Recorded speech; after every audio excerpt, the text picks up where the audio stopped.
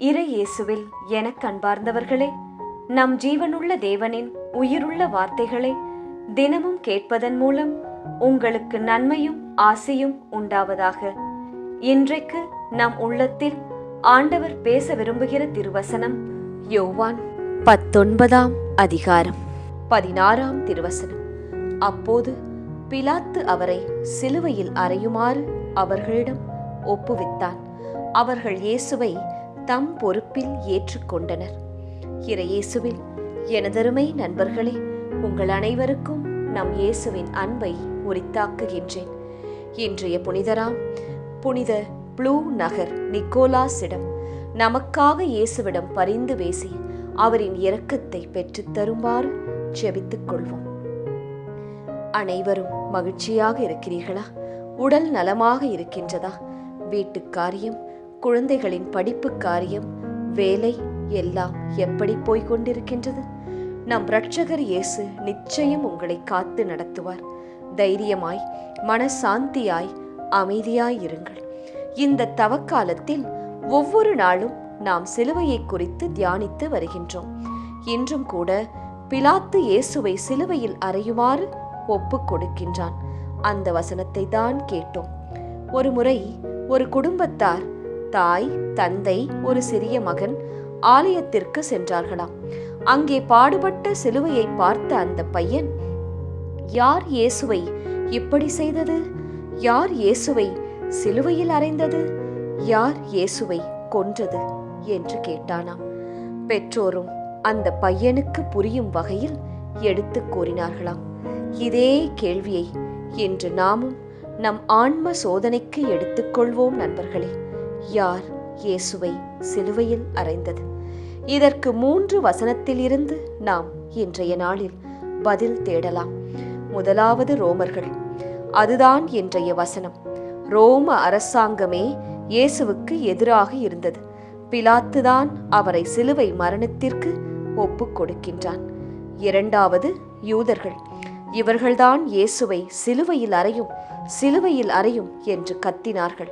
பரபாசை விடுதலை செய்யும் என்றார்கள். யார் இந்த யூதர்கள்? இயேசுவின் வம்சத்தார், சகோதரர்கள், ஆபிரகாமின் வழிமரபினர். அவர்களும் கை நெகிழ்ந்தனர். சிலுவைக்கு இயேசுவை விட்டுவிட்டனர். மூன்றாவது, இயேசுவை பின்பற்றி இயேசுவோடே உண்டு உறங்கியவர்கள். ரபி, ஐயரே, போதகரே, தலைமை குருவே என்றெல்லாம் அவரை அழைத்தவர்கள். அவருடைய போதனைகளை கண்டு கேட்டு வாழ்ந்தவர்கள்.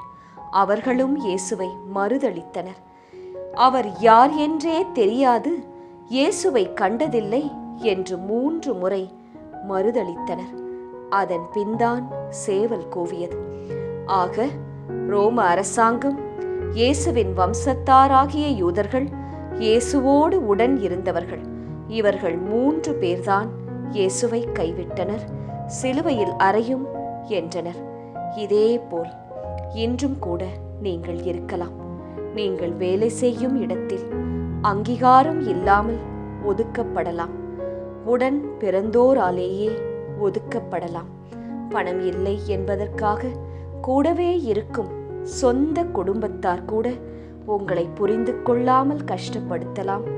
புரிந்து கொள்ள, பாசம் காட்ட உங்கள் உடல் வலி, உள்ள குமுறல்களை அலட்சியப்படுத்தலாம். யாரும் இல்லாமல் இருக்கலாம். கலங்காதீர்கள் நண்பர்களே. அந்த திருச்சிலுவையை நோக்கி பாருங்கள்.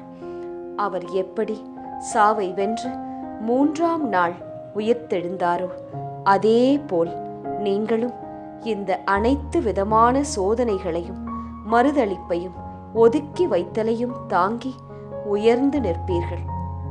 அந்த காலம் வெகு தொலைவில் இல்லை. ஜெபிக்கலாமா? இயேசுவே, உமது பாதங்களில் நன்றி மலர்களை ஏறெடுக்கின்றோம்.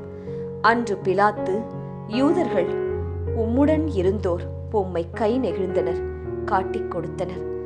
ஒருபோதும் அதுபோல நாங்கள் செய்துவிடாமல் மீட்பர் இயேசுவை இறுக பற்றி கொண்டு சிலுவையின் நிழலிலே நல்லதொரு வாழ்வு வாழ துணையாக வாரும் இயேசுவே. ஆமேன். இயேசு கிறிஸ்துவின் பெரிதான நாமத்தின் நிமித்தம் ஜெபிக்கிறோம். ஆமேன். ஒவ்வொரு நாளும் உங்கள் உள்ளத்தில் ஆண்டவர் பேச விரும்புகிற இறை வார்த்தையை தெரிந்து கொள்ள ரோசரி பிரேயர்ஸ் சேனலை சப்ஸ்கிரைப் செய்யுங்கள். மேலும் உங்கள் நண்பர்கள் மற்றும் உறவினர்களுடன் ஷேர் செய்யுங்கள். நன்றி.